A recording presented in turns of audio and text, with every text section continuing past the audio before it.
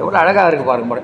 வாழார்கள் செந்துவர்வாய் மாமலையான் தன்மடந்தை தேவாரம் சொல்லுது. அடுப்பிலா தேவாரம்.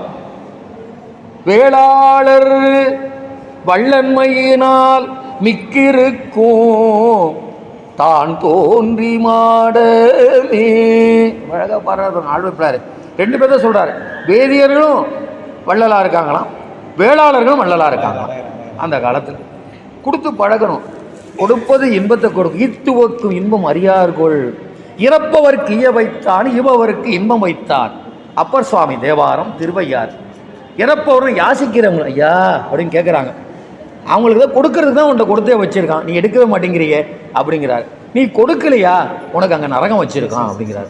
நீ கொடுத்தையா உனக்கு இன்பம் வச்சுருக்கான் அப்படிங்கிறார்.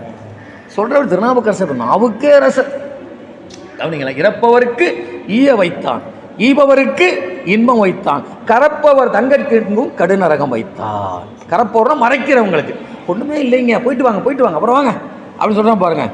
பாக்கெட்டில் இருக்கும் 3500 இருக்கும். தனியாக சில்லற ஒரு 70-80 ரூபா வச்சுருப்பான்.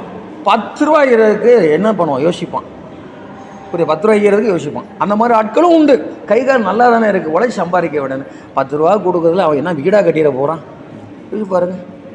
சிவார்ப்பணம் சொல்லி கொடுத்துட்டு போகிறோம், சிவார்ப்பணம் சொல்லி கொடுத்துட்டு போகிறோம். அந்த காசு மேலே போய் நமக்கு டெபாசிட் ஆகும். நம்ம கொடுக்கும்போது சிவார்ப்பணம் நல்ல மனசோட இருக்குது.